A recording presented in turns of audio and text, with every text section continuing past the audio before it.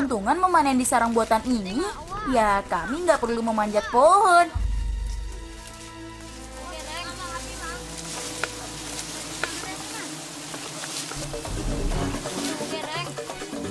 Pamanku cuma perlu berdiri saja, sudah bisa memotong sarang lebah dan mengambil madunya.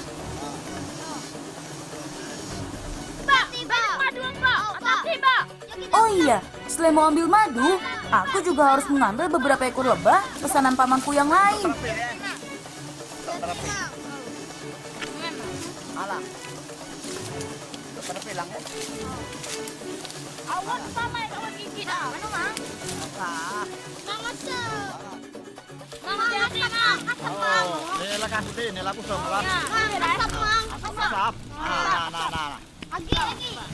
Ayo paman, kita bawa potongan sarangnya keluar dari sini. Jangan sampai lebahnya mengamuk. Karena kami cuma butuh lebah hidup, jadi madunya biar buat paman saja deh.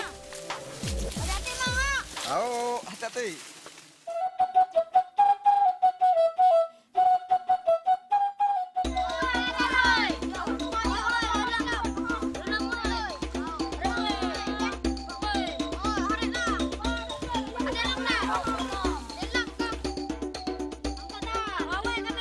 Hore, aku dapat satu. Yap, lintah ini nih yang kami cari dari tadi. Musim kemarau seperti sekarang, hewan penghisap darah ini mudah ditemukan di sekitar sungai. Karena mereka suka tinggal di tempat yang basah. Wahyu juga dapat tuh. Sini, kumpulkan dalam bambu. Beri air supaya mereka tetap hidup. Sip, udah banyak nih lintahnya. Yuk, kita bawa ke tempat buminya.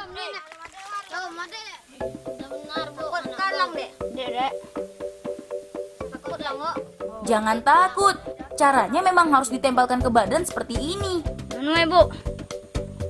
Rasanya nggak sakit kok, tapi geli dan gatal. Lintah mencari makan dengan menghisap darah manusia. Nah, saat dia menghisap darah, maka kuman penyakit yang ada dalam darah kita juga ikut keluar. Keren ya? Penyakit yang bisa sembuh dengan pengobatan tradisional ini contohnya asam urat, kepala pusing sebelah, mah, kencing manis, dan masih banyak lagi. Gak nyangka, ternyata binatang kecil ini baik buat kesehatan kita. Lang, mata kau gakek ke lang kah? Yakin dia. Oh. Yam kita nyarak madu lulut. Yo. Ya, cepat gelak. Belum.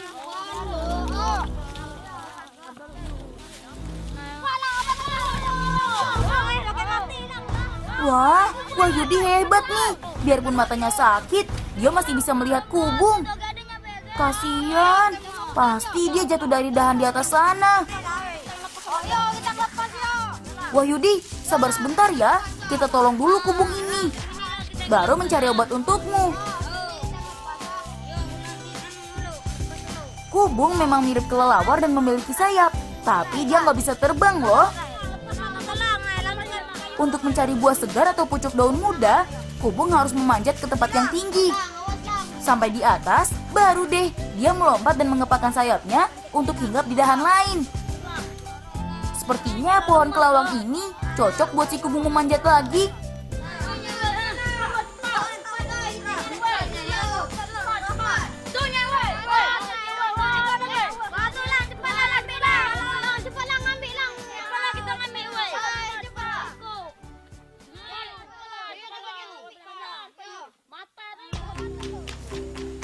Nah, itu dia yang kami cari-cari. Pantas saja nggak kelihatan. Habis tertutup semak sih.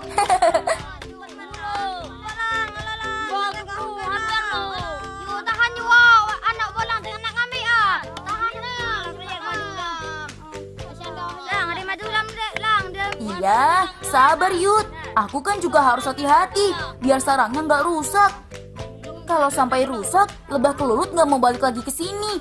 Kan sayang nanti madunya nggak ada lagi.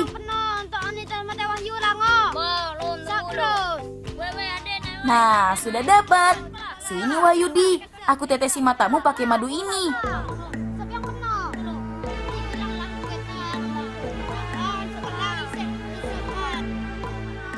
tahan rasa perihnya ya sobat. Ayahku bilang madu kelulut nggak cuma baik untuk mengobati mata yang gatal dan perih, tapi juga bisa menyembuhkan katarak atau kaburnya lensa mata. Asal rajin menetesi mata dengan madu ini. Gak heran deh, harga madu kelulut sangat mahal. Habis banyak manfaatnya buat kesehatan dan mencarinya pun susah. Ayo kita lanjut ngebolang. Jadi nggak sabar nih, pingin tahu hasil nunang bakar kami kemarin. Mudah-mudahan saja banyak udang yang bisa kami bawa pulang.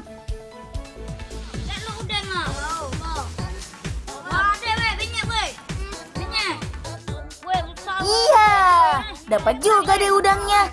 Meski nggak banyak yang nyangkut, tapi lumayan lah sebagai awal yang baik. Kalau sudah tepat, baru angkat jaring secepat-cepatnya. Aku jamin pasti bakal dapat deh, seperti kami ini.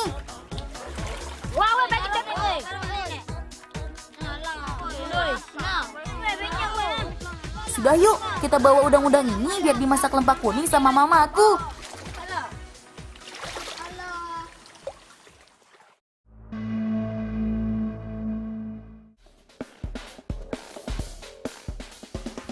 Yuhu, hari ini aku dan ketiga sahabatku Endo, Rido, dan Toyib diajak paman ke pantai terentang Bangka Tengah untuk melihat gerhana matahari total. Wih, ramai sekali. Coba kalian hitung, kira-kira berapa orang ya yang ada di sini untuk menyaksikan gerhana matahari total? 1, 2, 3, 15, 100, 1000.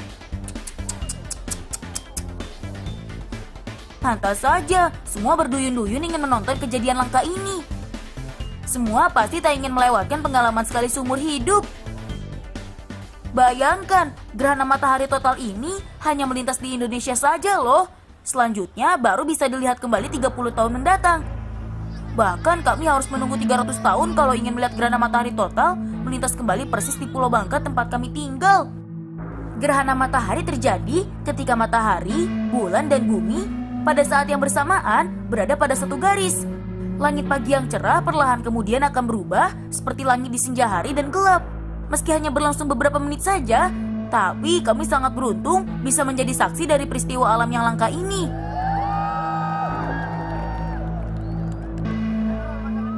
Sungguh pengalaman yang luar biasa ya Sobat Bolang.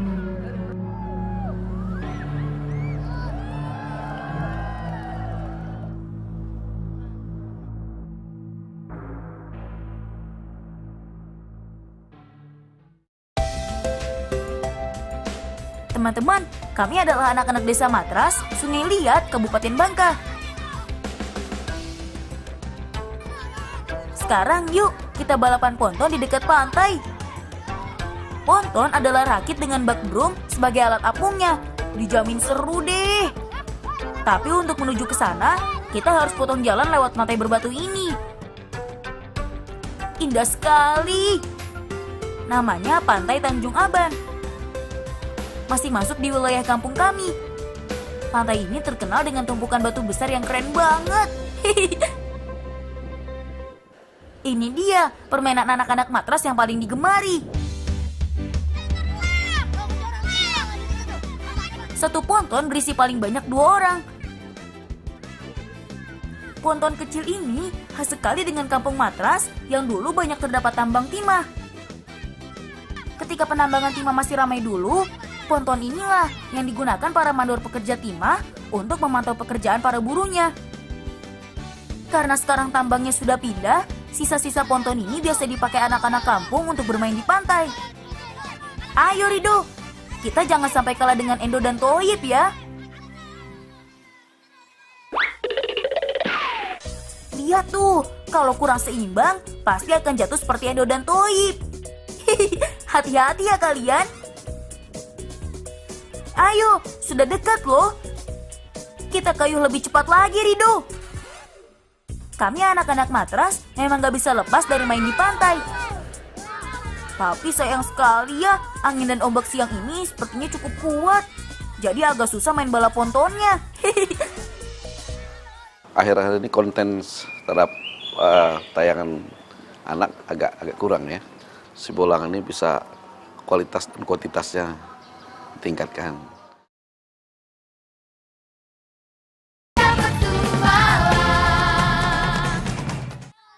Sekarang saatnya kita membantu Bapak sebentar.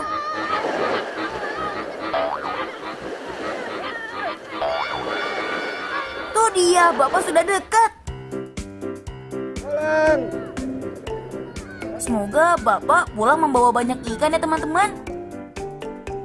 Nanti bantu angkat jaringnya sama-sama ya. Di musim angin utara seperti sekarang, Bapak harus segera kembali ke darat di siang hari. Sebab menjelang sore, angin bertiup sangat kencang dan ombak tinggi. Lang, atau jaring ke ibu. Dah, kami angkat dah. Yoi, yoi. Angkat, yoi, angkat dulu. Ayo teman-teman, kita bawa jaring ini ke pasir. Ibu sudah menunggu untuk bongkar jaringnya.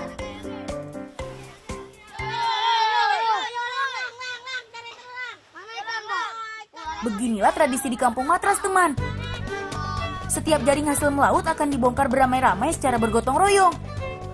Sebelum bisa main bebas, kami harus bantu ibu mengeluarkan ikan-ikan hasil tangkapan dan mengumpulkannya dalam suya. Oh iya, kalau musim angin kencang seperti ini, hasil tangkapan Bapak memang tidak banyak, kawan. Mak, ikan apa ya, Mak? Ikan kacang. Tangkapan Bapak hari ini ada ikan kerisi, kacang-kacang, ikan kembung, dan layur. Ibu tadi berjanji kalau ikannya berlebih akan dimasak lempah kuning khas Bangka.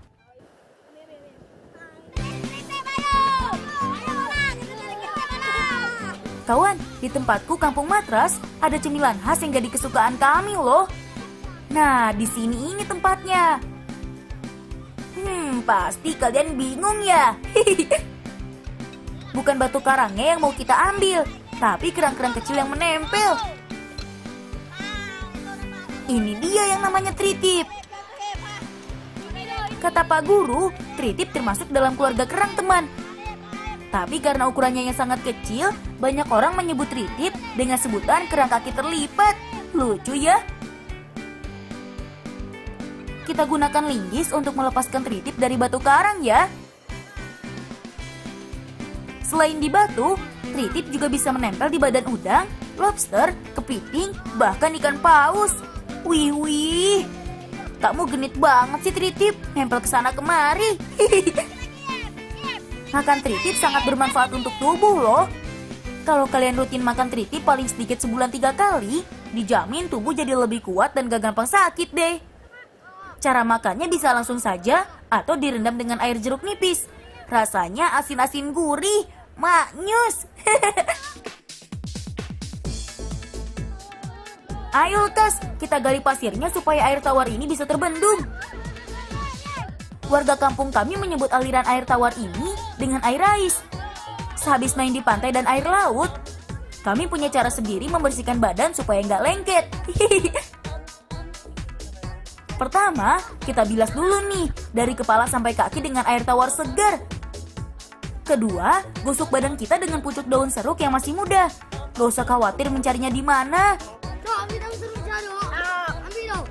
Di sekitar pantai berpasir pasti ada kok daun seruk.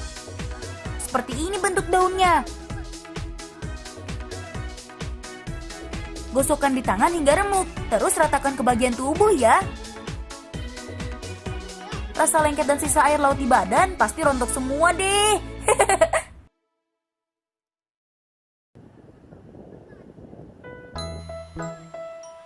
Tugas mencari tritip sudah selesai. Badan kami juga sudah segar. Kita lanjut bermain ke Bukit Matras yuk Sobat Bolang. Pemandangannya indah loh. Sekalian nanti kita bantu Paman Olit bikin pupuk kompos yang bahannya dari alam.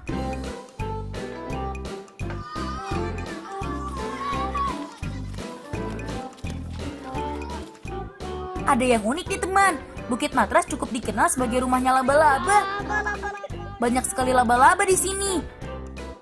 Makanya kami sering adu cepat cari laba-laba yang terbesar dan warna paling cantik.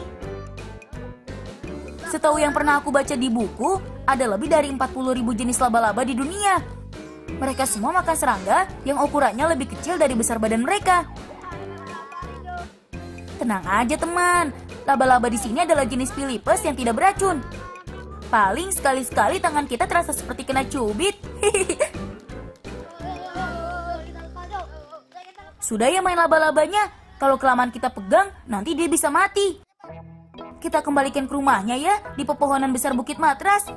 Sampai ketemu lagi laba-laba. Yo, kita pulang yo, yo. Yo.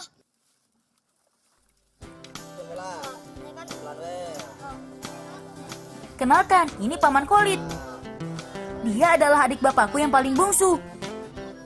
Kalau ayahku adalah nelayan, berbeda dengan Paman Kolit yang suka bertanam kacang tanah dan jagung. Meskipun kebanyakan penduduk Pantai Matras bekerja sebagai nelayan dan pedagang, tapi hanya Paman Kolit yang berani bikin terobosan dengan bercocok tanam. Pupuk kompos yang akan kita buat adalah yang paling sederhana. Hanya perlu beberapa batang ranting pohon, tanah yang digali, dan dedaunan hijau sebagai vitaminnya. Endo, bawa apinya sini Endo. Oh, Paman. Kata Paman, kadar pH tanah di kampung kami cukup tinggi. Endo. Pada saat kemarau dan jarang hujan, tanaman akan sulit bertahan.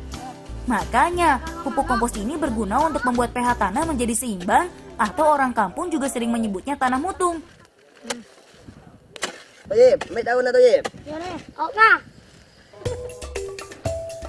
Yep, sini bau ni. Ni pulang. Oh, ini.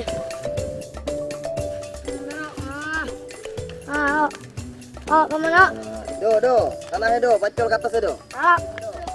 Susunan ranting batang dan daun hijau kita tutup dengan tanah, agar asap hanya terpusat di bagian dalam pembakaran. Tunggu kira-kira 1 atau 2 jam.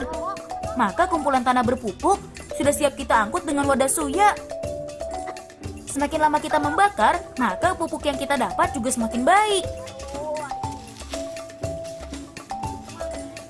Lang. Yo, kita pergi ke kebun kacang yo. Ayo, yo, kawan-kawan. Yo, kabur. Ladang kacang Paman Kolit luas juga ya. Kalau yang ini kacang tanahnya sudah berumur 2 bulan. Supaya sehat dan kuat, langsung kita sebar saja ya pupuk kompos yang tadi. Endo dan Toyib, kamu bantu sebelah sana ya. Kita berpencar biar cepat selesai. Tanaman kacang tanah akan masuk masa panen tepat di bulan kelima. Pasti sobat bolang di rumah sering kan makan kue atau masakan ibu yang pakai bahan kacang tanah? Semoga dengan pupuk ini, semua tanaman Paman bisa tumbuh subur dan sehat. Yang banyak dan rapi yo. Supaya kita nabura. Yo. Pulang kita nabura. Lang, baca jalan. Lang, bantu Paman sebelah sana. Yo.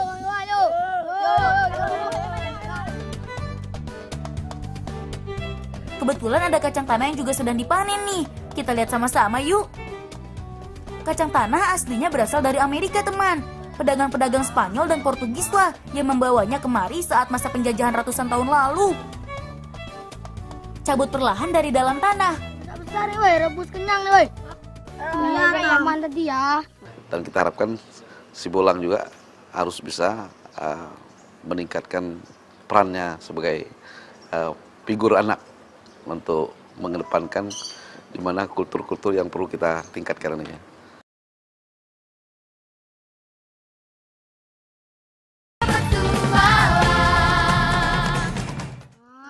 Bentuk daunnya ternyata bagus juga ya.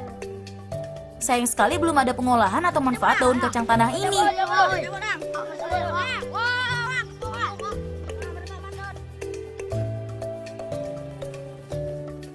Oi, batok oi. Masak kacang oi.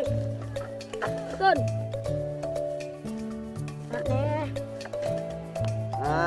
Dia bersih lo. Rido. Taruh karung nih, yang cabut nih. Lang, bawa kacang ke pondok lah. Ya. Hati-hati ya. Habis ini kita pulang dulu yuk. Lihat ibu masak ikan lempah kuning. Kalian semua pasti lapar kan?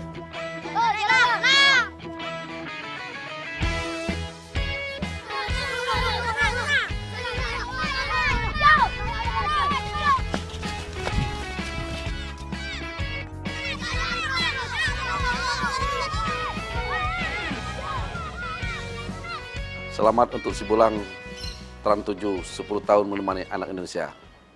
Selamat tahun